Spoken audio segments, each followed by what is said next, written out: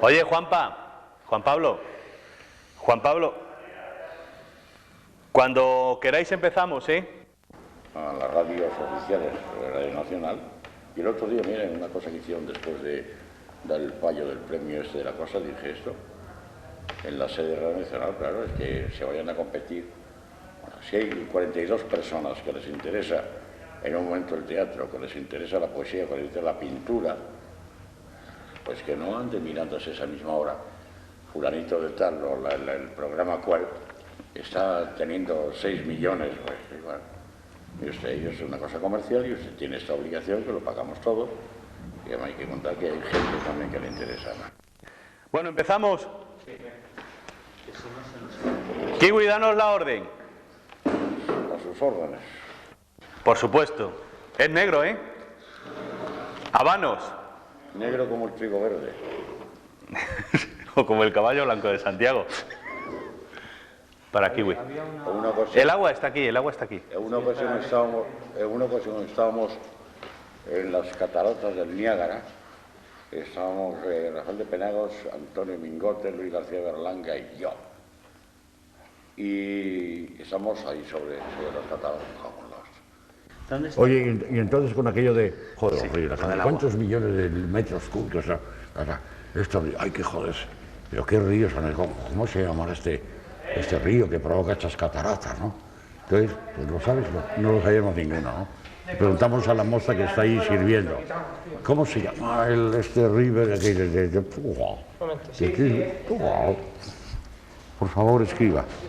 Niágara. ¿Dónde coño iban a ser las cataratas del Niágara? En el Niágara. Nadie había pensado esa posibilidad.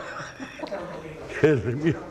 Nos entró la risa por ver nuestra ignorancia. El Niágara Falls. ¿Sabes cómo las descubrieron, no? Las cataratas. No. Pues andaban unos exploradores por allí. Suena y oyeron chistes. un ruido estrepitoso y pues fueron a buscar de dónde venía el ¿Cómo ruido. la descubrieron los europeos? Porque los indios... porque es que parece ser que Ya las Niágara... tenía muy vistas. No, es que Niágara parece ser que en iroqués significa algo así como ruido grande o gran tambor, una cosa por el estilo. No, pues para eso ya son los de Iguazú, coño, los de Iguazú. De Iguazú lo mismo. Son más serias. No, No. pero quédate con ello, apunta. No, pero luego, pero joder, Pinta. es que toda la gente lo que piensa es de coño, lo traen todo escrito y le quita naturalidad. No, hombre, no, claro. En los papeles dicen, mira, sí. Sí. No, eso. No, ya, unas normas, unas fórmulas ahí. Ya, pero qué estúpidas las normas y las fórmulas. Siempre nos llevan a algún sitio las normas y las fórmulas. Como no tienen una idea como nosotros de esto es blanco, es negro, no es blanco, es negro, es jueves. Los niños tienen otros. Una vez que hubo un día de Andalucía, una cosa donde venía pues Miguel Ríos y no sé, pues me dijeron que leyera aquello, pues muy bien. Pero es una cosa al contrario de admiración por lo andaluz, por esa finura, esa distinción. Total, la sesión con toda la emoción y todo el recuerdo. Y hubo alguna gente que, poetas, claro, que me había metido con Andalucía. Digo, que tocase los cojones. Hay muchos Hay que, pero coño, te hablo de poetas, no gente que a lo mejor, si lo dices que Andalucía son flores y rosas, que a lo mejor se puede ser, bueno, ya es la cosa elemental, pero que un poeta interprete ese poema casi como una burro, ¿no? Por Dios. Esa persona no es un poeta. Vamos, es que ¿Cómo se puede ver eso? es un poema durísimo sobre lo que pasa en Andalucía, pero si es que lo que... Pero cómo... Pero sobre todo cerrar los estás ahí ojos. viendo esa cosa de elegancia espiritual del andaluz, que es lo que se resalta, o intenté yo, a no saber nunca si te has equivocado tú o el que la vida no lo sé. No, y el dolor de salir, y el dolor de tener que salir de tu tierra para ganarte el pan, y el dolor de tener que pasar, pasar por las rondas. Para mí esa actitud elegante, ¿no? De no armarla de Cristo. Y, joder, Solamente, qué frío. Joder, que...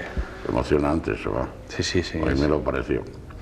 Y luego, pues ya ves, Es que si fuera mentira, además, o sea, es que si dijeras, bueno, es que es falso, no es así, pero es que es así. O sea, lo doloroso del caso es que es así. Edu, cuando nos digas estamos, ¿eh? Vale, pues empezamos entonces.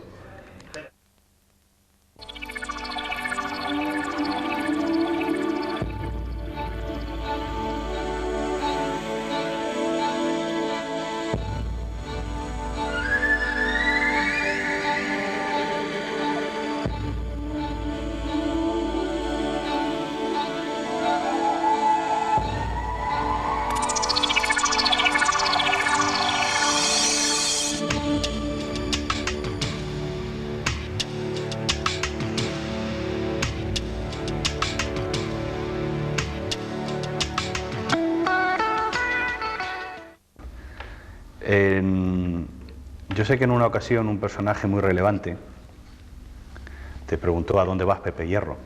Creo que era el conde de Romanones o algo por el estilo, ¿no? Es una pregunta que siempre me ha gustado hacerle a la gente que se sienta conmigo en una mesa. ¿A dónde vamos? Sin ponerse patético, a la muerte. ¿Y de dónde venimos, del nacimiento? Yo no sé de dónde venimos. Es decir, sé dónde vamos, sí. De dónde venimos no tengo memoria de niño. No sé lo que había antes de mi vida, si existe una vida antes de que yo existiera físicamente, y eso no me ha preocupado, no me ha preocupado nunca.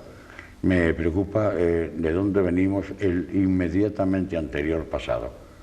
De manera que es un poco como el que va conduciendo, vas evidentemente hacia la muerte, y tienes que mirar aquello, tienes que mirar a un lado y otro de la ventanilla para ver qué es el presente, lo que estás viendo, y tienes que mirar por el retrovisor para saber de dónde te alejas. Pero de dónde te alejas es siempre el punto de partida, no lo que hay antes de tu vida. Por lo tanto, de dónde venimos, de la infancia, a dónde vamos, a la muerte. ¿Dónde estamos? En eso que vemos a un lado y otro de la ventanilla del coche. ¿Y dónde estábamos? ¿Realmente hemos avanzado desde tu memoria histórica? ¿Realmente hemos avanzado? Sin duda ninguna. Sí, cuando se está hablando de todas las tragedias que puede haber hoy, pues hombre, lo científico, por ejemplo, en el caso de los exterminios, las matanzas, son mucho más tecnificados, ¿no? Pero en todo caso no hay la crueldad que ha habido en siglos anteriores. Estamos mejor naturalmente. Y pensar sencillamente, yo veo a un niño que compra un helado, bien, eso lo puede hacer cualquier chaval que le da 100 pesetas, ¿no? Pero pensar que eso era un lujo prohibido en siglos anteriores, que podía tener un rey, el rey de España, unos lugares donde guardaban el hielo del Guadarrama para tener bebidas frescas. Y un chaval se toma una de esas cosas tranquilamente. No, siempre mejor. En contra de lo que decía Jorge Manrique, cualquier tiempo pasado fue peor. Hombre, lo que sucede, claro, si yo comparo estos tiempos con los de mi juventud, aquellos eran mejores. ¿Por qué? Hombre, porque yo tenía 20 años y ahora tengo 75. Por lo tanto, no es que los tiempos fueran mejores, era yo mejor. Era más joven, está más inmerso en la vida, no. Apuesto siempre por el presente y más por el futuro, con toda la crueldad que tiene la tecnología, la ciencia, que nos enriquece la vida y nos las complica también. ¿Cómo ves a la juventud de este tiempo? No hay una juventud, hay muchas juventudes. La visión que tenemos de la juventud es esa gente que está con la litrona en el capó de un coche. Pero hay otras cosas. Es decir, hoy la juventud es más culta que antaño, sabe más cosas, tiene más posibilidades de acceder a una vida mejor, intelectualmente considerada. ¿Qué es lo peor que veo yo de la juventud? El empobrecimiento del idioma. Eso sí que me parece peligroso. Yo creo que ha de llegar un momento en que las gentes hablen en infinitivo, como los indios de las películas. Yo tener frío ayer, yo tener frío mañana, ¿no? Eso es lo malo. Y yo he pensado siempre, puesto que me dedico al ejercicio de la poesía, que no existen nunca sinónimos. Existen palabras más o menos afines, cada una con su matiz. De la misma manera que del latín para acá, pues llegó un momento en que rotundo y redondo, que eran lo mismo, son cosas distintas. Esa posibilidad, yo tengo un argumento rotundo. La plaza de toros no es rotunda, es redonda. Bien, esa posibilidad, dicho de una manera muy vasta, es lo que se va perdiendo. Se va viendo cada vez más una palabra que parece que lo está expresando todo, pero le faltan los matices. Es igual que en los pueblos primitivos, hay el colorado, hay el amarillo, hay el verde, pero mire usted, hay muchos grados en el verde y en el amarillo y en el colorado. Eso es lo que yo veo peor en la cultura, civilización, sociedad actuales, el empobrecimiento de la lengua. Y cuanto menos rica en matices sea la lengua, menos rica será en sentimientos. ¿Es un problema de educación? Sí, fundamentalmente yo creo que es un problema de educación. Es un problema de simplificación también, que no está, creo yo, me parece, que no es solamente de la escuela primaria, sino del querer decir cada vez más algo con un solo valor, con menos palabras o con una única palabra. Ahora, en cualquier caso, la posibilidad de saber que eso no existen, digo, como poetas sinónimos, sino una serie de palabras afines. Saber que blanco y cándido y algo es lo mismo, el color blanco, pero que cada una en un momento determinado tiene una especie de matiz de la blancura, todo eso es parte de primera enseñanza y parte porque se está diciendo, bueno, ¿a qué tantos matices? ¿A qué tanta cosita pequeña? Es lo único malo que veo yo en la sociedad actual. Vamos demasiado deprisa para el lenguaje, es decir, no tenemos tiempo para detenernos en los matices y por eso despreciamos las palabras con matices. No, yo no sé lo que pasa, pero ¿por qué tenemos menos tiempo? ¿Por qué tenemos menos tiempo? Eso es lo que yo no sé. Y yo creo que para el lenguaje práctico hay siempre pues una prisa, pero no creo que para ese lenguaje de los sentimientos, de las calidades, de los tornasoles del alma, haya menos tiempo. No sé, es un afán de simplificación. Siempre somos esas personas que buscan el camino más fácil. La vereda, como las mulas habría anteriormente, los caminos en los montes, de los cuales luego iban a ser no autopistas, no había todavía, las carreteras. De la misma manera me parece que vamos siempre a la ley del mínimo esfuerzo. Y eso para mí es grave, sí. En esa simplificación del lenguaje perdemos algo de nosotros mismos, perdemos algo de nuestra identidad como personas. Claro. Perdemos riquezas y no se va a los arquetipos incluso de los sentimientos. No todos los sentimientos, todos los pensamientos, todo está matizado. Incluso pues en la moderna filosofía y en la antigua también se han acuñado una serie de neologismos, de términos, para diferenciar dos matices de la misma palabra, del mismo concepto, ¿no? Sí, perdemos siempre, perdemos. Uno de los sentimientos que con más fuerza está irrumpiendo ahora mismo en nuestra sociedad es un cierto sentimiento violento, o por lo menos es lo que se nos transmite desde los medios de comunicación social. ¿Es realmente la violencia tan importante ahora? ¿Es más importante o menos importante que antes? ¿O es una cuestión de conocimiento? Yo no sé si yo creo que la violencia ha existido siempre. Las guerras, de hecho, no son una invención moderna, ¿no? Lo que sucede es que en el momento actual de nuestra sociedad parece que se hace un poco alarde de todo ello.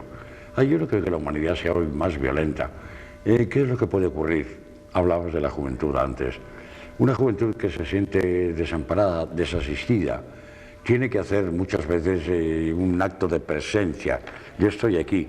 ¿De qué manera lo hace? Como el niño cuando llora porque pide algo o cuando da patadas a la madre porque quiere otra cosa.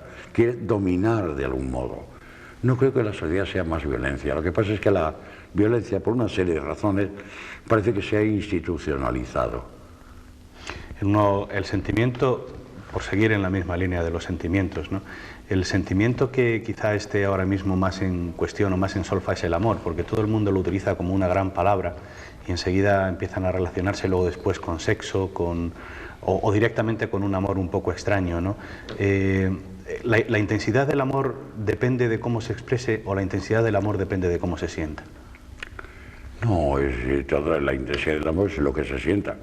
Lo que a veces, lo mismo que el niño llama la atención, necesita llamar la atención.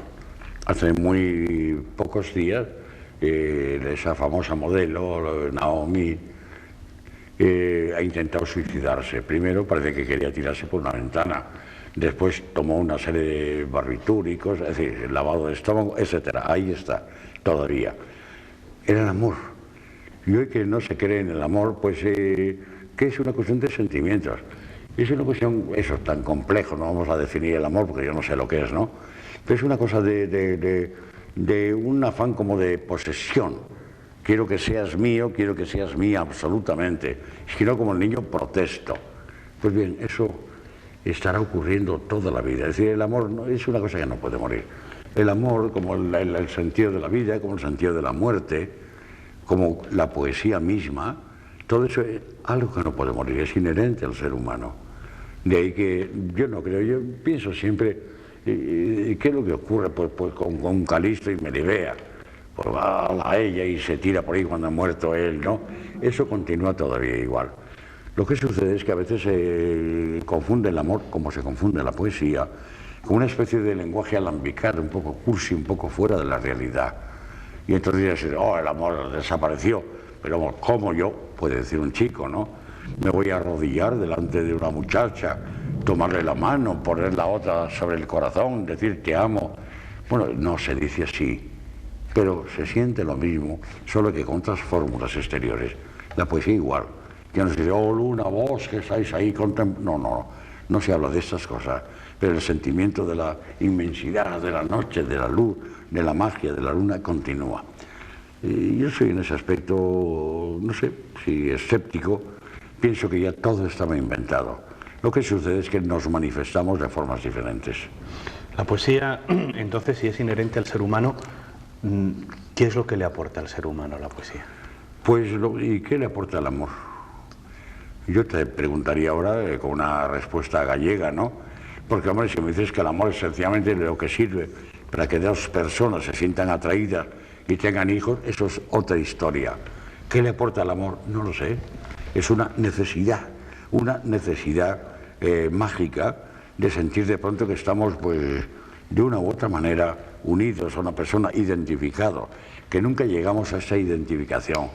Aquello, pongámonos, digamos, pedantes, puesto que es una cosa al alcance de las fortunas intelectuales, como la mía más barata, ¿no? De Platón, la media naranja. Esa obsesión de reunir las dos, la otra parte perdida de ti mismo, esto es un sentimiento eterno. Y no hay cultura, no hay ordenadores, no hay nada que puedan acabar con ello, ni falta que hace. Pero la gente joven lee poca poesía. Sí. ¿Por qué lee poca poesía la gente joven? Bueno, pues no lo sé, pero es que la verdad es que la poesía nunca se ha leído mucho. Cuando hablamos, pensamos que en el siglo XVII, en esa época radiante, el siglo de oro, que toda la gente leía Góngora y Quevedo. No, lo oía, que es una cosa muy distinta. Si me preguntas por qué la gente hoy lee poca poesía, yo te contestaría otra vez con otra pregunta, que era decir, ¿cuántas gentes leen hoy partituras musicales? Y sin embargo, ¿hasta qué punto está extendida la música? El sentimiento, la necesidad de la música en la discoteca, música disco, música la música de Mozart o la de Juan Sebastián Bach, existen, funcionan. Pero la gente lo que no hace es comprar partituras musicales, la oye. La poesía pasa igual. Y la poesía de volver, ahora que los medios de comunicación audiovisuales están tan en auge, llegará un momento en que se verá que lo mismo que se pone una canción, se pondrá un poema o un fragmento de una novela. Que leer poco no significa que importe poco la poesía, sino que no se sabe leer. A mí me das tú una partitura y me das un piano, y bien, por mucho que me guste Chopin o Liszt, yo qué demonios hago si no sé tocar el piano ni leer música. Eso pasa con la poesía. Pero para interpretar música hay un conservatorio, sin embargo, para saber leer poesía, no hay más que, si acaso, alguna escuela privada, y desde luego lo que sale de ahí no siempre ejecuta, vamos, no es que lo ejecuta, pero lo ejecuta en el sentido menos... En el sentido criminal. No. Es que no olvidemos una cosa, que la gente que aprende música no es por el placer de leer una partitura, sino de interpretar esas partituras, que es una cosa muy distinta. Para gustar de la música no es necesario conocer la solfa, ni haber seguido estudios. La poesía es una cosa que para entenderla, para leerla incluso de una manera elemental, no hace falta conservatorio, es la primera enseñanza. Será el poeta el que tenga que recurrir a esa especie de conservatorio inexistente de la poesía. Pero para entenderla no, la poesía es evidente por sí misma. Pero por muy evidente que sea la poesía, uno de los problemas que tenemos ahora mismo es que no hay posibilidades de utilizarla correctamente, ¿no? Estábamos hablando de lo difícil que resulta ahora mismo ver a un actor que interprete a los clásicos en verso, dándole el sentido que realmente se le da en ese momento, en ese corral de comedias en el que no hay absolutamente nada más que la palabra, ¿no? ¿No se echa un poco de menos ese rapsoda, ¿no? Por utilizar una palabra que está un poco en desuso? Sí, pero por una razón, y hoy precisamente es una de las grandes culpas de los medios audiovisuales, no haberse dado cuenta que la poesía, que ha sido siempre un arte oral, en años, siglos, Edad Media, Renacimiento, Barroco, la gente sabía leer poco, pero tenía una sensibilidad para la poesía. Mira, cuando yo veo, por ejemplo, a un cantador que hace unas palmas, yo intento siempre saber cuál es el esquema de las palmas, lo hace por instinto, no lleva un compás, no es el ta-ta, chin, ta-ta, chin del vals. Y esa gente lo ha aprendido en el conocimiento interior de la música, en la expresión de la música. Es muy posible que muchos de los cantadores no hayan sabido música, ni maldita falta que hace, que el guitarrista no lo haya sabido. Mira, un gran guitarrista como por ejemplo Paco de Lucía, que grabó hace algunos años el concierto de Aranjuez de Rodrigo. Paco de Lucía, que es un gran creador y un enorme intérprete, no sabe música, ni hace falta. Entonces la poesía lo que tiene que entrar siempre es a través de los medios audiovisuales, que no te plantees el problema de cómo se hace. De la misma manera que el que acompaña con palmas al cante, las gentes del 17 sabían perfectamente cómo era la estructura de un soneto, aunque no supiesen leer y escribir. Sabían cómo en el momento que hallemos el verso 14, ese verso 14, aplaudía, sabía que había acabado, tenía un sentido de la estructura en él. Esto es lo que se ha perdido. ¿Pero por qué? No porque no se lea, sino porque no se oye, porque no se sabe. Pero el poeta actual, por ejemplo, al alejarse de la rima, al hacer normalmente un verso libre, ¿también despista un poco al oyente o no? Oh, perdón. El poeta moderno, en primer lugar, puede prescindir o no de la rima. Muy próximos a nosotros están pues, Miguel Hernández, después de la vanguardia del 27, están poetas como Blas de Otero, Ángel García López, etcétera, ¿no? Han continuado con la poesía de signo tradicional. Es que la poesía no es un metro, la poesía es sobre todo un ritmo. Es una manera de hacer que sea creíble para la sensibilidad lo que puede ser oscuro para la razón. La gente más analfabeta, y hablamos siempre del analfabeto como si existiera el absoluto y total analfabeto, no significa que no tenga sensibilidad. Cuando por los años veintitantos estaba tan de moda, y continúa porque es un grandísimo poeta, Lorca, la gente no se preguntó nunca qué quería decir verde que te quiero verde, verde viento, verde rama, ni qué quería decir que en la noche platinoche, noche que noche, nochera. Lo oía, lo sentía, quedaba como embaucado por las palabras. De manera que no. No, la poesía es una cosa muy sencilla que no hay que aprenderla. La poesía en verso libre, en verso tradicional, es lo mismo. Lo que hace falta es que las palabras, que en un verso, por ejemplo, libre, puedes considerar que son pues muy exaltadas, tal vez la música te haga comprender aquello sentimentalmente que racionalmente no entiendes. Puede ocurrir exactamente lo mismo en el terreno de la poesía tradicional. No hagamos diferencias entre la poesía de signo tradicional como metrificada y versificada y medida, y la poesía de carácter libre, no tan nueva, puesto que, por lo menos en España, para nosotros, empieza cuando publica Juan Ramón Jiménez, Diario de un poeta recién casado. Es un libro que tiene ya 80 años sobre el mundo. Y sin embargo, esa poesía te persuade, es por medio del ritmo, es por medio de ese hechizo que tiene la palabra.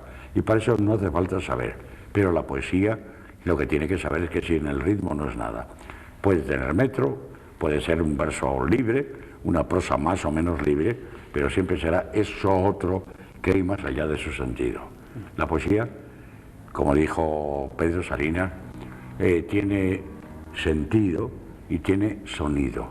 Es el sonido a veces lo que hace que unas palabras que no entiendes te emocionen. Gabriel Celaya, sin embargo, decía que maldecía la poesía concebida como un lujo cultural por los neutrales, y decía que estábamos tocando el fondo. ¿Estamos realmente tocando el fondo? Pero ¿qué tiene que ver el considerar que la poesía es algo que se evade de la vida? La de él, ahí está, no se evade de la vida, trata de la vida. No ha sido nunca jamás un lujo. Ha podido ser desgraciadamente un lujo el hecho de escribirla, pero nunca jamás el de sentirla. Volviendo un poco a la vida, porque de pronto nos hemos encontrado buceando en la poesía de vida, volviendo un poco a otros aspectos aspectos de la vida, a otros aspectos de la vida y de la sociedad, que a mí me gustaría que las analizaras desde el punto de vista del poeta, desde la sensibilidad del poeta. El momento actual que estamos viviendo en España, esta integración en Europa, esta especie de mare magnum económico, ¿de qué forma puede incidir en nuestras propias personalidades? ¿De qué manera incide en nuestro yo más profundo? No ya en esa estructura general, ¿no? No lo sé. Hombre, esa cuestión que es la universalización de las culturas, lo es hasta cierto punto. Ha habido siempre momentos en que podía mandar, por ejemplo, la cultura francesa o la alemana y tal. Yo no creo que eso modifique lo último del sentido. Nos encontramos como antes yo no me considero culpable, sino que te pongo como ejemplo de lo que decíamos al comienzo de esta distendida conversación, cuando decía te contesto a la gallega. ¿Cuántos siglos hace que España es un estado único, unificado, distintas culturas, nacionalidades? No nos vamos a meter en eso, no la liemos, ¿no? En todo caso, fíjate cómo todavía queda un matiz de contestar a la gallega, hacer un tipo de expresión imaginativa a la andaluza. Bueno, pues Europa en eso no puede influir absolutamente en nada. Habrá, qué sé yo, eso de Maastricht, esto de Ámsterdam, no entiendo absolutamente nada. ¿En qué medida el que tengamos un euro, no sé qué, un día sea superior a tener una peseta? No lo entiendo. Pero en cualquier caso, mira, la identidad personal, las nacionalidades, las individualidades se conservarán siempre. No podemos saltar más allá de lo que somos cada uno de nosotros. Pero se acusa a los medios de comunicación social muchas veces de dar una cultura excesivamente, primero ramplona y luego excesivamente unificativa, de tal forma que se pierden los matices de las culturas particulares de cada zona. No, es que tampoco podemos, salvo que de pronto aparezcan pues unas emisoras de carácter regional donde van a reivindicar los valores, etcétera, etcétera. Pues no, todo eso es comunicación, es información. Eso no modifica absolutamente nada. ¿Qué es lo que puede ocurrir? Que de pronto hay un momento en que, como antes era la cultura francesa la que se imponía en el mundo, ahora la americana, ahora se coman hamburguesas, que me parece tremenda, por una parte, y antes hubiese otras costumbres, que era el poder tomar un champán frío, hasta que luego se hace el cava español, ¿no? No ha modificado fundamentalmente nada. Ahí están las diferencias que estamos observando. Y una cosa muy curiosa, ver cómo cuando se habla de la unificación de Europa, en cambio están surgiendo una serie de nacionalidades, bicenacionalidades. El caso de los Balcanes está muy reciente. No, eso no modifica nada. Ahí siempre no serán los genes, quién demonios dicta esto, pero hay algo que no se puede nunca, jamás eliminar, ni hay por qué. Es que como lo de la cultura estadounidense parece que es la que está ahora mismo en boga, estaba yo pensando cuando has dicho lo de la hamburguesa en el picadillo, ¿no? No intentan hacer un picadillo y hacernos que nos lo comamos por aquello de que es más fácil de comérnoslo que el filete en sí mismo considerado. No lo sé, no olvides que hubo una época en que la carne picada y puesta después en una sartén se llamaba el filete ruso. Bueno, pues nada, eso no modifica nada.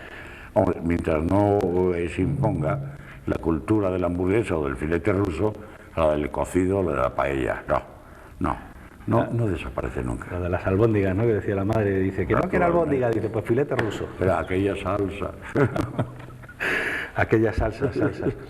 Pues vamos a hablar de cocina. Entonces, de alguna manera la cocina entra a formar parte de la cultura. Es que una de las cosas que más le llama la atención, por lo menos a la gente de mi generación, que de alguna forma vivimos un poco muy de cerca y muy jóvenes la transición, es que nos cuesta mucho trabajo decir que es cultura y que no es cultura. Entonces, todo es cultura. Todo es cultura. Todo es cultura. Incluso los toros. Hay una cultura libre, hay una cultura que puede ser la cultura gastronómica, de muchas no. No, la cultura es una forma de comportamiento ante el momento en que estás viviendo. No, la cultura lo es todo, o puede serlo todo.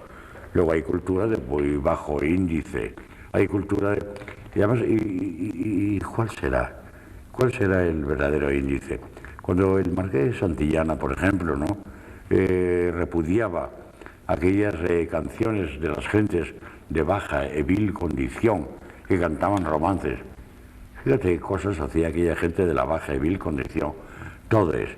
Hay cosas, por ejemplo, ahora que como cada vez se lee menos, porque lo oímos, lo vemos en la televisión, o lo casi leemos en los cómics, en los tebeos, pues se habla mucho también de eso, el tebeo.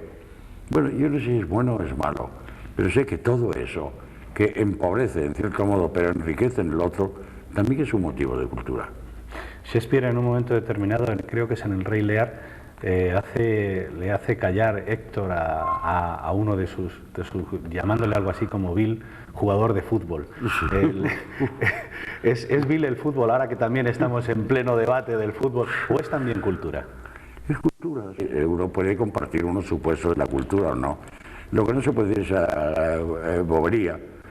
Casi se ha llegado a decir que el fútbol es una cosa que inventó Franco para tener adormecida a la gente. No. Sencillamente él lo que hace es utilizar una cosa que si había una fiesta un 1 de mayo, él lo llevaba todo aquello de fútbol y la gente se quedaba en el fútbol. Exactamente lo mismo que ocurre hoy. Si ahora, cuando esto está saliendo a las ondas, hubiese un partido de fútbol, tú ten la seguridad que una parte, lo que sea un 50%, se habrían evadido a lo otro. No, pero es también una forma de cultura, un entendimiento, el panis circense de los romanos, no, todo se ha hecho ya. Es lo triste que llega uno, la conclusión que llega uno es que todo estaba ya hecho. Pero entonces, ¿qué es lo que nos queda por hacer si ya está todo hecho? Todo, porque hay que hacerlo de otra manera. Hombre, es como si me dijeras que ya se había inventado hace muchos siglos la manera de tener hijos, ¿qué vamos a hacer? Pues no sé, tendremos hijos. Sencillamente no hay por qué no tenerlos porque otros los hayan tenido. Pero aquellos hijos no son los míos. Y por tanto los míos son los míos y los tendré. Pase lo que pase. No pasa de moda eso. Sin embargo, cada vez se tienen menos hijos en España. Cada vez la natalidad está más baja. Lógicamente, cuando los hijos, los otros, los adultitos ya, no pueden abandonar el hogar paterno, liberarse, independizarse, es natural que la gente tenga mucho cuidado. Yo no puedo traer 3, 4 hijos que con un sueldo si no puedo alimentarlos. Es una cuestión de cautela. De la misma manera que dices, hombre, ahora se venden menos zapatos que en la Edad Media. No, mire usted, entonces con unas alpargatas la gente la enterraba, ¿no? Ahora, si yo antes me compraba 15 pares de zapatos y ahora, sí, porque no tengo dinero, me compro 3, no es que el zapato haya pasado de moda, sino que mi capacidad económica me impide tener todos los zapatos que a mí me gustaría. No pasa nada. Todo es igual. La capacidad asociativa de la sociedad española parece que se ha perdido un poco, ¿no? Los sindicatos no tienen la misma relevancia que tenían, por ejemplo, durante los últimos años de la dicta blanda, durante la República, incluso durante los últimos años de la clandestinidad. ¿Por qué se pierde? Primero, si compartes conmigo este punto de vista de que se ha perdido un poco este sentimiento asociativo, y si lo compartes, ¿por qué se pierde? Bueno, primero habría que preguntar, porque por ejemplo los sindicatos pues tienen pocos, numéricamente considerados y estadísticamente, pocos afiliados. El sindicato es necesario, es importante, pero ha cambiado su función. El sindicato fue antaño pues la única defensa ante el capitalista, el burgués. Hoy es la época en eso, como ¿por qué el Congreso funciona menos que otras veces? Sencillamente porque hay los pactos en los pasillos. Hoy todo se pacta. Y el sindicato, pues tal vez puede tener un entendimiento con el empresario. Antes podía haber una huelga, ahora no hay una huelga, pero continúa siendo lo mismo. Pero se pacta tanto por fuera para que se pierdan las ganas de luchar por las cosas nuevas, porque realmente solamente parece que se lucha por dinero, ¿no? Parece que la única cosa que realmente importa ahora mismo a un sindicato es si el 3%, el 2% o el 1%. Creo que siempre ha sido así. Salvo el pobre esclavo de la gleba, que no sabía ni lo que era el dinero, pues creo que siempre ha sido así. La humanidad se ha movido siempre por el interés. El capital es una cosa que ha existido antes que hubiese capitalismo. Es el interés lo que mueve a la gente. Y luego puede haber el idealista que se aísle de eso y tal vez se muera de hambre. No, y insisto en ello. Yo no creo que las cosas hayan cambiado tanto. Modifica la vestidura externa. Tú y yo somos como dos caballeros del barroco que están hablando frente a frente, pero vestimos de otra manera. Por lo demás, tengamos una golilla o no, un traje negro o no, somos más o menos lo mismo. Si no, no entenderíamos a la gente del pasado. Cuando lees la literatura, la poesía, escuchas la música, hombre, yo no soy de los tiempos de Palestrina, ¿no? Lo que no significa que no me importe aquello que está diciendo Palestrina, porque está vivo en mí. Han cambiado las apariencias. Naturalmente, Palestrina no tiene nada que ver con el rock and roll, ni falta que hace, son cosas distintas. Pero yo lo veo todo tan igual.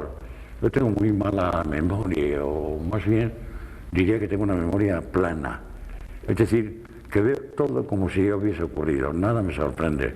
Puede sorprenderme a mí personalmente que me hagan esta faena, pero de una manera ya más distanciada del propio problema, veo que esa faena que me han hecho a mí se la han podido hacer a Gustavo Adolfo Bécquer o a un señor del siglo XVIII. No. ¿Te han hecho muchas faenas? No, yo he tenido mucha suerte, no. He tenido mucha suerte. Han sido las justas. Si, volviendo un poco a lo que estábamos hablando antes de lo de la música, sin embargo, ahora mismo, por ejemplo, el acceso de muchísima gente a música por las facilidades que hay de reproducción de la música, hasta hace 100 años era imposible pensar tener una orquesta de cámara en tu casa y ahora mismo la puedes tener, ha dado también lugar a que haya muchos subgéneros musicales, música que realmente no busca ni siquiera la permanencia, sino directamente estar en el momento. Tampoco la simulación y el oportunismo son cosas de ahí. Eso ha ocurrido siempre. Hombre, lo que pensamos siempre es que si la música de unos siglos pasados, si la poesía o la literatura o lo que quieras de siglos pasados permanece, es porque era un 4 entre los 35.000 simuladores que hubo en cada época. De verdad que la música no es ni más fácil ni más difícil. Puede ocurrirte gente que tiene una fama y que ni siquiera sabe música. El caso de Agustín Lara, por ejemplo. Yo no sé si era Chueca el que no sabía música, gente que asombrosas zarzuelas ha hecho. Si no es Chueca, por favor, que no lo sé, si era él, no sabía música ni por qué. Ahora hoy te encuentras con una cantidad de silbadores que piensan que con tomar un poema, o bien suyo, o bien un gran poema de gente importante del presente o del pasado, que con eso hacen música, hacen una tontería que dura una temporada y se acabó. Ahora, no. Eso ha existido siempre. Sí, siempre ha existido. El simulador, la gran cantidad de gente que, por ejemplo, hacer poesía es la cosa más fácil del mundo. Necesitas muy poco papel. Bueno, lo publicarás o no lo publicarás. En cualquier caso, piensa el ingenuo que es más fácil publicar un texto con pocas palabras que una novela que tiene muchas. La equivocación total, porque la gente no lee poesía y sí lee novela. En cualquier caso, el simulador, o bien por hacer una cosa que está de moda, o bien porque no es un verdadero creador. Y entonces, hombre, como hay gente, por ejemplo, que piensa que como el arte abstracto no necesita saber dibujar para hacer aquello, que lo hace cualquiera. No, mire usted, no, mire usted. Entre una cosa que puede hacer Tapias, o que puede hacer Villares, es decir, los grandes pintores de eso, y lo que puede hacer un señor que se dedica a echar así casualmente, no. Sin embargo, sí que se acusa un poco al arte de haber perdido el norte, ¿no? Y de que cualquiera tiene acceso a ser un creador simplemente por estar dentro de la moda. No. Cualquiera tiene acceso a pintar un cuadro malo, si quieres, porque no es necesaria una disciplina. Con la disciplina, el dibujo tradicional, tampoco se hacían buenos cuadros. Había gente que eran unos perfectos artesanos del dibujo, de la composición, y no hicieron nunca grandes obras. De manera que unos, es decir, en tiempos de Velázquez, ¿cuántos pintores en el 17 hay, no? Hombre, los hay mediocres y otros que desaparecieron, malos pintores. Sabían dibujar de una manera artesanal. En el momento actual hay gentes que no importa si sabe o no dibujar, grandes pintores y grandes imitadores. Pero siempre ha ocurrido lo mismo. ¿Y no se corre el riesgo de que se pierda gente que realmente sea muy buena porque no está en ese momento dentro de la, vamos a llamar, dentro de la onda?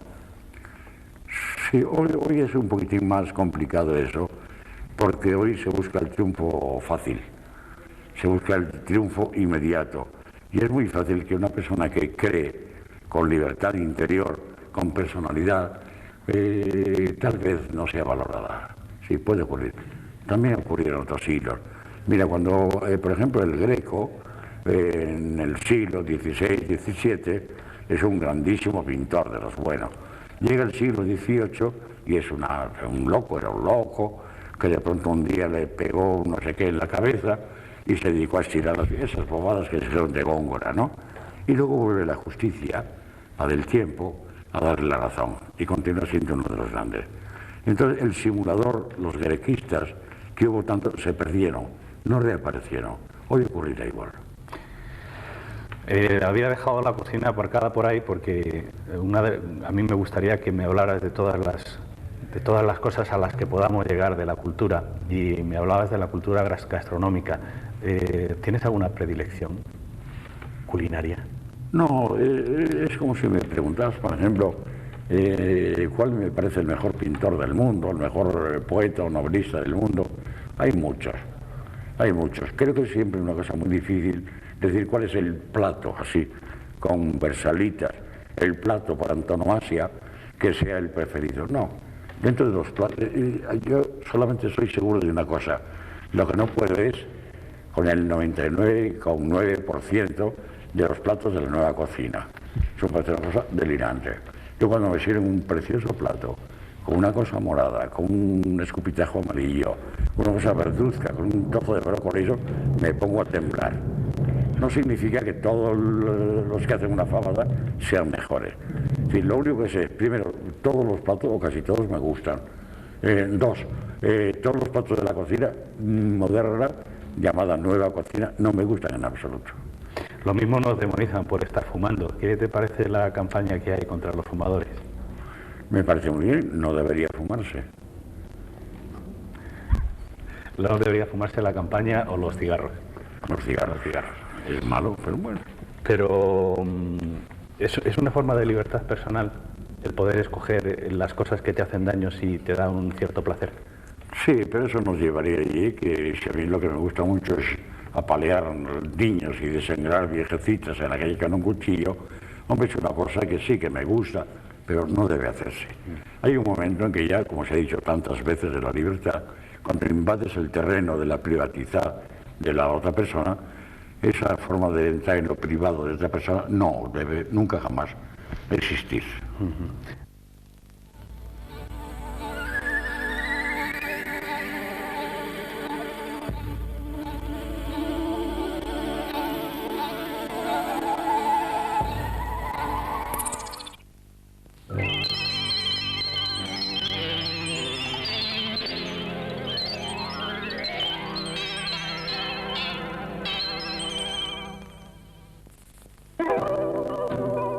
Puede haber una razón más poderosa para hacer las maletas.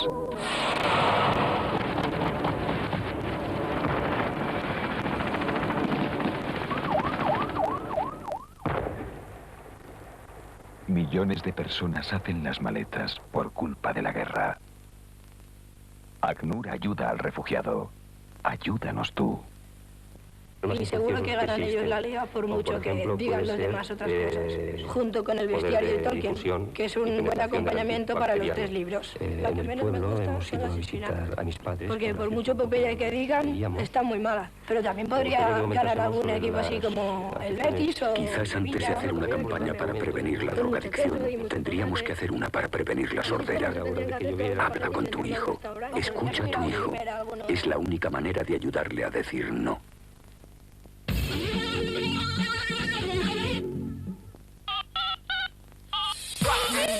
Old time's sake, it's the D.O.N.U. just chillin' on the break.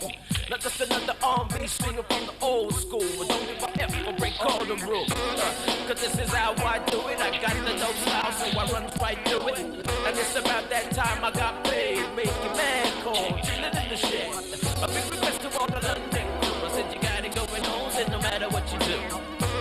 Cause this flavor's for ya. Another beat from Baby's computer.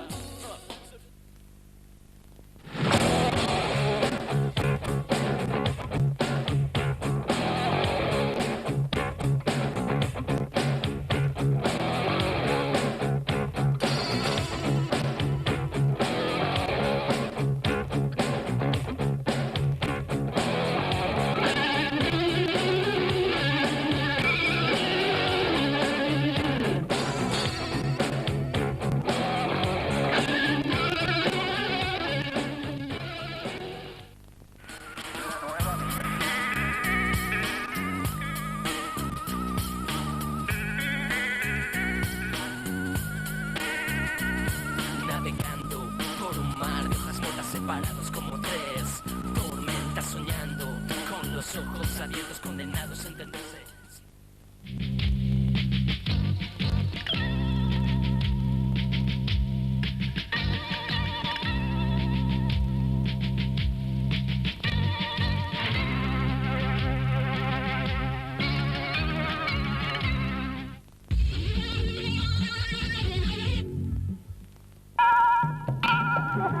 Con el apoyo de Manos Unidas, estos niños ayudarán a cambiar África.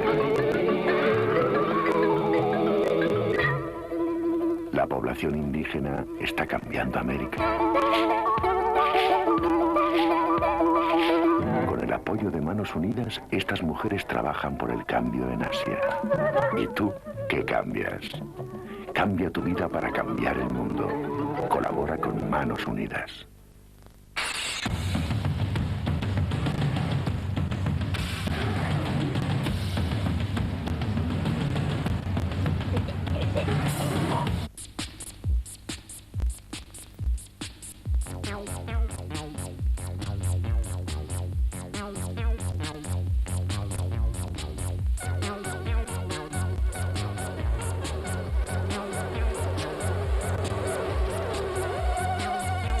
Hay un montón de razones para decir que no. Tú tienes la última palabra.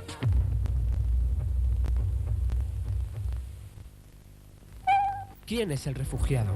Sí, ahí está. Es el refugiado típico. O quizá no. Quizá este sea el verdadero refugiado. O esta señora. Porque los refugiados son gente como tú y como yo. Excepto que todo lo que tenían lo han dejado atrás. No tienen nada. Y nunca lo tendrán si no les ayudamos. ¿Cómo? Para empezar, ofrecen una sonrisa. Pues para un refugiado, tu solidaridad puede significarlo todo. Disfruta de tu perro, pero sin que lo sufran los demás. No ensucie las aceras. Utilice una bolsa. Use las áreas reservadas. Ayuntamiento de San Sebastián de los Reyes. Concejalía de Parques y Jardines.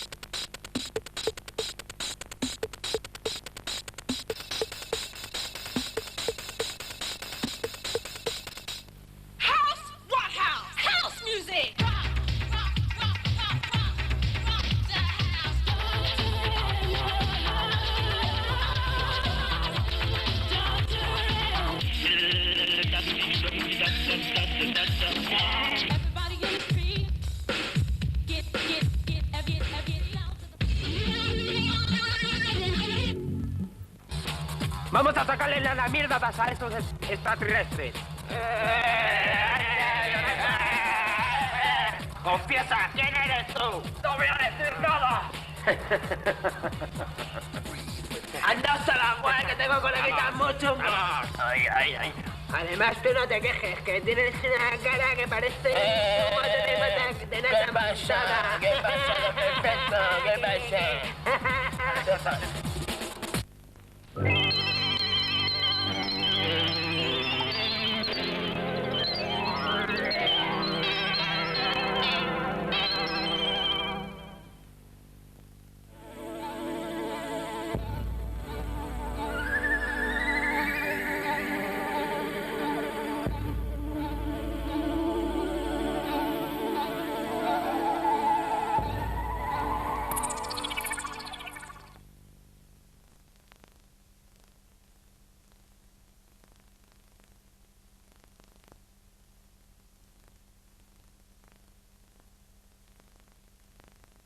La política es otra forma de cultura. Bueno, es la forma que se manifiestan las ideas, los sentimientos, los afanes para ser gobernado o desgobernado en un tiempo. Claro que lo es, claro. ¿Qué opinas de la política actual? ¿Qué te parece? ¿Te parece bien el tema de los partidos políticos? ¿Tú crees que debería de haber más presencia de los ciudadanos? Bueno, pero en fin, si los ciudadanos no se manifiestan a través de los partidos políticos, ¿cómo van a hacerlo? De manera que los partidos políticos me parecerán bien o mal. En todo caso, la ciudadanía, que no pertenece a una sola manera de pensar, tiene que manifestar y apoyar los partidos políticos, claro, son necesarios. Sin embargo, parece un poco idílico, con todas las salvedades del mundo, aquel mundo griego, aquellas polis griegas en donde los ciudadanos reunidos libremente y prácticamente sin ningún tipo de problema hablaban casi todos y decidían las cosas en común. Eso se ha perdido. Pericles oiría muy poco a todo eso y una época de apogeo para Grecia, ¿no? Los pueblos entonces eran muy pequeños. Eso puede ocurrir como en un pequeño municipio que tiene 300 habitantes. Se ponen entonces de acuerdo, pues Pepe no me gusta para él, el otro, Juan no me gusta. Hasta ahí se puede aceptar. Pero, hombre, cuando hay en un país 40 millones de habitantes y tienen que decidir cómo oyes al pueblo, si no es a través de los partidos políticos a los cuales votan, porque en ellos tienen confianza. Que se equivoquen o no las gentes, no lo sé. Pero en cualquier caso, claro, es la única manera de impartir hoy, si no justicia, buscar un gobierno que te parezca a ti estable. ¿Y la democracia es el menos malo de todos los sistemas políticos que se han inventado? Eso decía Churchill, sí, pero evidentemente, pero es el único. ¿Deberíamos de seguir buscando otros caminos o perfeccionando este? No, perfeccionando. Es posible que haya otros caminos, pero en eso como todo, como en la ciencia, ¿no? Hay que descubrirlos. ¿Qué sistema podría haber que no fuese el democrático, que no fuese la dictadura, que no fuese el despotismo ilustrado, lo medieval, el feudalismo? No lo sé. Es difícil entonces hacer una búsqueda en el mundo de la política. Es mejor luchar por mejorar las condiciones del día a día de cada persona. Bueno, pero eso lo sabe todo el mundo y todos los partidos políticos. Hombre, no he visto ninguno que dice vamos a las elecciones y vamos a empeorar. No, por Dios. ¿Qué es lo que dicen todos los partidos? Engañando, no creyéndolo, no ilusionados o no. Pues vamos a bajar los impuestos, vamos a subir los sueldos, etcétera. Bueno, eso, así soy yo político. Es decir, inventando una Arcadia. Lo que hace falta saber, y ahí está la política, es eso que yo he pretendido, que la gente viva más feliz, que tenga más apoyo social, que tenga pues su vejez asegurada. Todo eso, no creo que haya ningún partido que sea en contra de eso. El partido que a mí puede sugestionarme es el que me dice hay posibilidades reales de conseguir esto.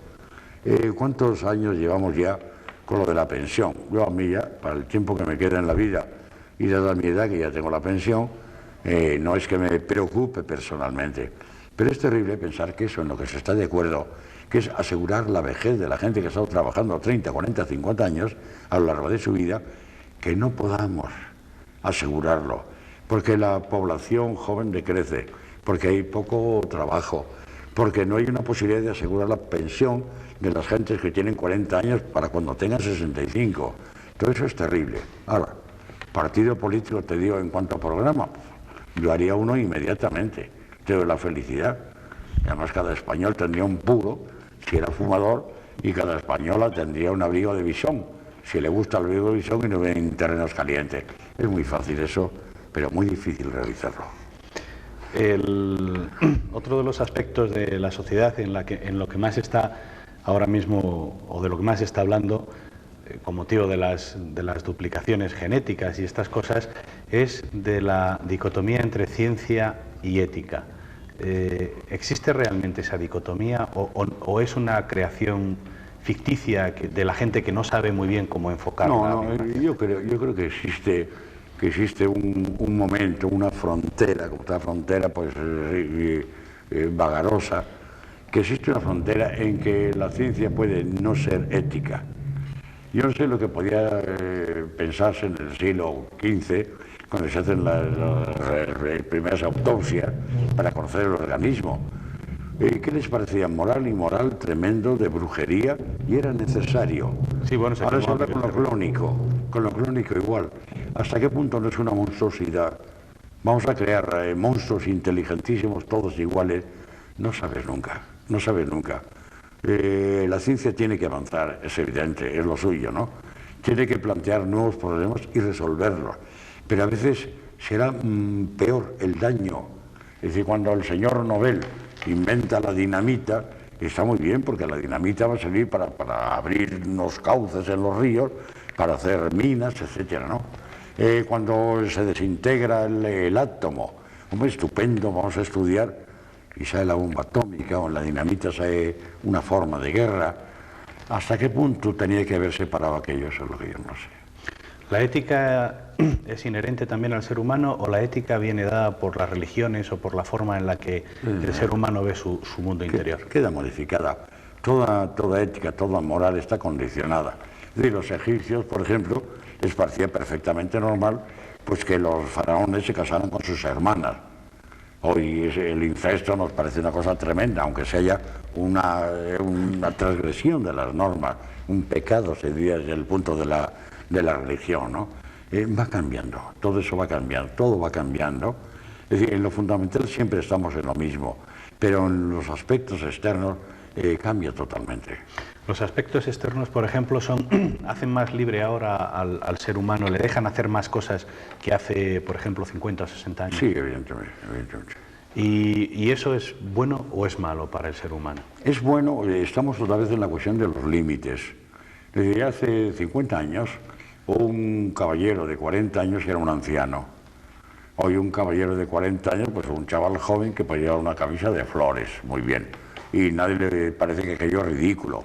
No tiene que ir así con una corbata y un cuello duro tremendo, ¿no? Hasta ahí bien. ¿Hasta qué punto puedes decir que de pronto al caballero de la edad contemporánea va un poco más allá y en lugar de una camisa de flores pues lleva una falda de volantes? Bueno, ya empezamos a tocar un terreno un poco extraño, es tan libre. Al final faldas han llevado los curas y faldas han llevado los escoceses durante muchos años. Hay entonces un tipo de valoración, hay un tipo de peligro, no lo sé, si yo no sé nada. Yo soy lleno de dudas, Pero esas dudas son dudas de una persona que ha vivido mucho o son dudas de una persona que necesita enfrentarse a la vida con una mentalidad dubitativa. No, cuanto más vives, más dudas tienes. Somos generalmente muy dogmáticos, muy sectarios cuando tenemos pocos años, ¿no? Va pasando el tiempo y ves que las seguridades que tenía, de ellas quedan poco. O si queda una parte de las inseguridades y de las seguridades, no estás muy de acuerdo en dónde empieza lo uno y dónde empieza lo otro. Cada vez las preguntas son más y las respuestas son menos. Cuando eres joven tienes respuesta para todo. Cuando eres viejo tienes preguntas para todo y respuestas para muy poco. ¿La familia es realmente un pilar de la sociedad o es un invento de la religión judío-cristiana? No, yo creo en la familia. Creo en la familia. Creo además que no es ningún invento, es un núcleo social que va desapareciendo. Pero te encuentras entonces con que los jóvenes están más solos, los viejos están más desamparados. De manera que no es que hay por qué aguantar el coñazo del abuelito que te cuenta su guerra o te da los consejos para que llegues a las 7:15 a casa. No es eso, ¿no? Pero creo que el saber que todos estamos protegidos en algún momento, que tenemos esa especie de, digamos de una manera cursi, de nido, donde vas a hablar de tus cosas o no hablar de nada, pero estás con gente a la que quieres y que te quiere, creo profundamente en ellos. El ansia de ganar, ese ansia de ser el primero que ha justificado un poco la cultura social de los últimos 10 años, ha hecho mucho daño a la gente joven. Le ha puesto un mundo demasiado, teóricamente demasiado fácil y donde el dinero tiene... No, yo más que lo del ganar dinero, y nunca el dinero es una cosa que me ha traído, he tratado de tener lo suficiente y se acabó, ¿no? Otra cosa es la cultura del pelotazo, porque la cultura del pelotazo es la del listillo, y de qué sinvergüenza, pero qué listo es. Admirar al listillo que ha sido capaz de enriquecerse en 3 meses. Eso es otra cosa. Ahora, el afán tan calvinista de la riqueza, etcétera, pues me parece muy bien. Pero ¿no sería mejor no estar tan preocupado por lo necesario, nada más que por lo necesario, ¿no? O sea, no, tener lo justo y luego pues el resto intentar repartirlo? Es una actitud filosófica que consiste en tener pocas necesidades, un poco los ascéticos y los místicos, ¿no? Tener pocas necesidades y las tienes cubiertas siempre. Es decir, no tener muchas necesidades y cubrirlas por medio del dinero o del triunfo social. Ahora, es tan difícil. Mira, no hay cosa más sencilla teóricamente que de pronto yo me siento pues muy feliz con lo que tengo. El hombre de la camisa feliz que no tenía camisa siquiera, ¿no? Salir por el campo, pues de pronto estoy un día pues cogiendo grano en un sitio y vivo de aquello. Continúo, soy libre. Sí, eso es muy bonito, pero es muy difícil, es muy difícil. Si tuvieras que escoger una escuela filosófica de las que ha habido a lo largo de la historia, con toda la dificultad que ello conlleva, porque bueno, pues es lo mismo que lo de coger la novela o el libro o el plato, de alguna manera, ¿qué escuela o qué escuelas filosóficas crees tú que se pueden ajustar más? Es que no, yo tengo la mínima capacidad de filosofía libresca. Tengo, como todos los seres humanos, una filosofía para ir tirando por casa. No sería ninguna. No sería ninguna. Es decir, no hay una escuela filosófica dentro de mi incapacidad, cuidado para lo abstracto, ninguna que yo elegiría. Sería una especie de búsqueda de la felicidad. Buscar el sentido de la vida. ¿Quién te da el sentido de la vida? Pues nadie. ¿Qué escuela? Nadie. No. ¿Por qué tardas tanto tiempo en hacer un poema? Porque soy muy autoexigente. Porque pienso siempre que la palabra tiene que decir, en primer lugar, aquello que yo quiero que diga. Segundo, que tenga los matices, los vislumbres, para que, además de lo que yo digo, diga a los demás, a los otros, a los que lo lean o a los que los escuchen, diga algo más, sugiera algo más de lo que dicen. Entonces buscar esa palabra que siempre aspira el creador de la poesía, que sea la palabra exacta, precisa, esa palabra que además de decir sugiere y persuade, esa palabra que puede utilizar pues, Jorge Manrique en la famosa elegía Las coplas a la muerte del padre, buscar eso que no tenga posibilidad de ser sustituida por otra palabra, eso me lleva mucho tiempo. Y como además tú es como tratar de verte el cogote, no lo ves nunca. Tú escribes, pero no sabes si has dicho, si te han entendido por capacidad o incapacidad tuya de expresarte. Entonces hasta buscar eso es angustiosa tarea, angustiosa. ¿Por qué todos nuestros grandes poetas se van a Nueva York? ¿Por qué todos nuestros grandes poetas se van a Nueva York? No he conocido más que dos grandes, me refiero a los españoles, poetas. Uno, que pasa más o menos, no lo trata mucho, Rubén Darío. Dos, donde viene la madre del cordero del neoyorquinismo contemporáneo, que es Juan Ramón Jiménez y Lorca. Juan Ramón Jiménez se mete en aquel, crea además una serie de poemas en el diario del Poeta Reciclado increíble, pero no. Lo que pasa es que en alguna ocasión Nueva York se ha convertido también en un tópico, lo mismo que lo fue para las gentes del siglo XVI Roma, lo mismo que para las gentes de nuestro siglo ha sido Venecia, es decir, unas Venecias, unas Romas mitificadas, no sé. Y empezó también un poquitín la moda neoyorquina. Yo como empecé a escribir este libro, no sé, lo acabaré alguna vez por necesidad, pero también, curiosamente, un poco como desafío. Si a principios de este siglo no había más que una ciudad poética, con el modernismo o el berlinismo, que era París. Bueno, suponiendo que yo hubiese estado en París en los primeros años de este siglo, si hubiese nacido en él, que me hubiera enamorado, que era uno de los tópicos de aquello, de una griseto, de la edad. Y yo hubiera tenido que hablar de aquello, pero hablarlo a sabiendas y que lo sepan los demás, sobre todo, de que aquello no es para mí un tópico en el que he incurrido, sino una vivencia que tengo que casualmente coincide con un lugar de moda para la poesía. Entonces este libro hasta cierto punto tiene también esa parte de desafío en algún momento, ¿sabes? Dice, mire usted, Nueva York es una cosa de moda. Sí, voy a vestir a la moda de Nueva York, pero como ese Nueva York lo he descubierto yo, no me importa, y lo digo. Esa mecánica un poco confusa es lo que me ha guiado a ir a Nueva York y me gusta mucho y me importa aquello. Nueva York entonces no es Nueva York, sino tu Nueva York, o sea, de alguna manera... Bueno, siempre. Lo único que tiene este Nueva York como peculiaridad es que, por ejemplo, cuando Lorca descubre poéticamente Nueva York, Lorca está hablando de un Nueva York que es todo lo contrario de su Granada o de Madrid y de los años 29, ¿no? Es otra cosa, es las sorpresas, es el gran monstruo aparatoso, algo muy raro. Yo en el Nueva York mío no hay ninguna sorpresa. Se trata más bien de un lugar donde, por la razón que sea, que había algo por debajo, como si yo hubiese vivido allí o hubiese podido vivir allí, y donde lo único que hago es escribir sobre cosas de España o sobre cosas de Europa.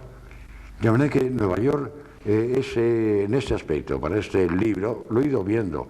La poesía siempre viene más que el poeta. He ido viéndolo cuando lo he escrito, que se trata de un lugar de refugio de gentes que han llegado de otros tiempos y de otro espacio y que van, no sé por qué misterio, del tiempo y del espacio allí. De manera que yo en Nueva York pues he metido y dedico poemas pues a Schubert, que nunca tuvo, fíjate, o a Mahler, o Miguel de Molina, o una serie de gentes que no estuvieron nunca jamás allí, pero ha quedado un poco, lo veo yo ahora, como símbolo, ya te digo, de un lugar. Dice, un viejo mundo en decadencia, hermoso, la Europa anterior, que van allí. Pero no me sorprende la ciudad, no la veo. ¿El concepto de hermosura es un concepto mutable o es un concepto...? Sí, claro. ¿Mutable como personal o mutable como social? No, todo. Hombre, entre el arquetipo de belleza que puede verse entre la Venus, la Otentote, aquellas nalgas inmensas, aquella gorda tremenda, ¿no? Y la Venus de Milo, o una mujer de Modigliani, o una cosa espantosa, pongo así los dedos, esa cosa terrible que son las Barbies, la muñeca Barbie, que es la caricatura de mal gusto, de un sentido de lo anoréxico. Fíjate si ha habido un cambio de la mujer, que, por ejemplo, que está el tipo femenino, digo como la cosa más elemental, sí. ¿No? A principios del siglo XIX y finales del pasado, esa señora Oronda, de caderas muy anchas, el corsé para que la cintura sea así. Luego viene ese otro momento en que ya la moda femenina, la masculina también, pero más en este aspecto, hablamos de la femenina. Esa mujer ya más lisa, con la raqueta, la mujer que inmortalizó Rafael de Penagor. La chica de hoy, la chica generalmente también delgadísima, ha cambiado mucho la valoración de todo y cambiará siempre. ¿Tienes todavía capacidad de asombrarte? Sí. ¿Qué es lo que más te asombra? Sí, mucho. No lo sé, depende. Si ahora me mostrases una cosa y ahora no me asombro, porque como me parece que todo está hecho ya, pero de pronto ver algo que lo conocías o crees que lo conocías, ya has descubierto un recoveco de horror, me asombra. ¿La curiosidad es lo más importante en el ser humano? ¿El afán de saber, el afán de conocer? Sí, siempre. ¿Y ese afán de saber y ese afán de conocer te ha llevado muy lejos? no llego donde estoy, que tampoco ha sido tan lejos, ¿no? Sí, siempre, porque si no tratas de desentrañar, de racionalizar los motivos de una sorpresa, de una emoción ante algo, pues no harías nada.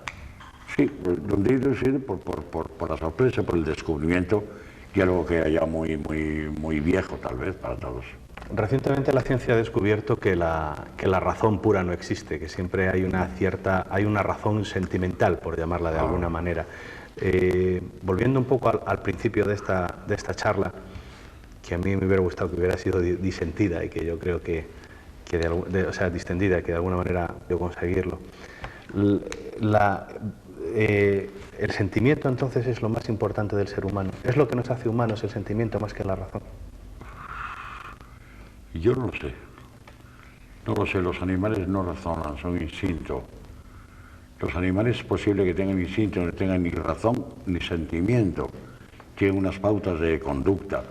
Y a mí me parece que lo mismo una persona que puede ser muy fría, muy alejada del sentimiento, Kant, por ejemplo, que puede ser tan importante como una persona que de puro sentimiento, como Becker o como Proust. Lo que sí es que lo uno y lo otro es algo característico de los seres humanos y es importante. El animal no tiene eso, tiene instintos del carácter sexual, el apetito, es decir, la voracidad, pero la reflexión sobre aquello no lo tiene nunca. Entonces lo mismo lo muy mental que lo muy sentimental son lo uno y lo otro tan humano. Te puede resultar más simpático un poeta, por ejemplo, cerebral, mental, que un poeta sentimental o al revés. Pero esas cosas ni la ciencia la han escrito los animales irracionales, ni los sentimientos de ellos, la poesía, entre otros, han hablado los animales. No, es cosa humana.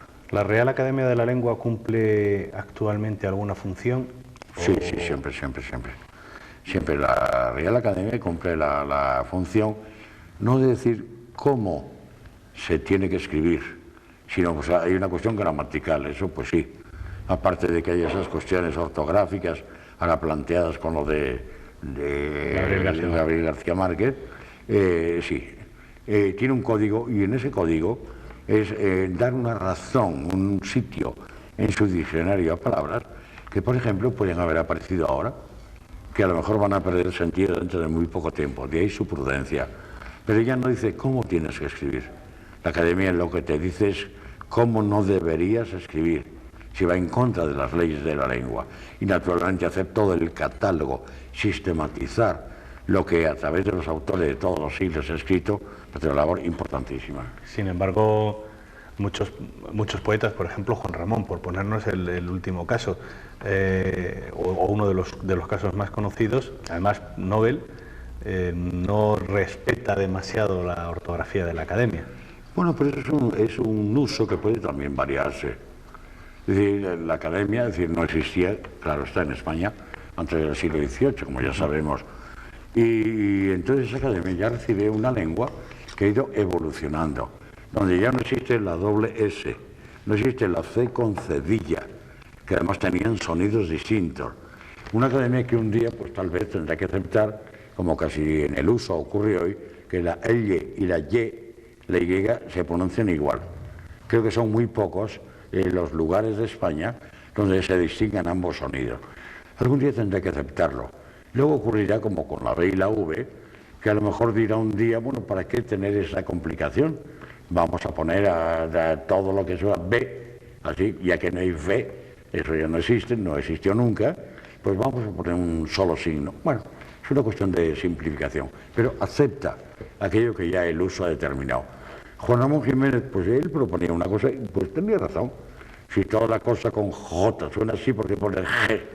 Entonces llegaría a la conclusión de que jajejijoju y que la ga no suena así, sino que la ga va a sonar ga, ge, gi, go, gu, pues puede ocurrir esto. Es una simplificación nada más, pero no modifica fundamentalmente la sintaxis de la lengua, es lo que es más importante, conservar siempre la sintaxis. ¿Es fácil dominar la palabra o no se deja dominar? No, es indomable, la palabra no se doma nunca. Llegas a un punto que ya no puedes más, ¿no?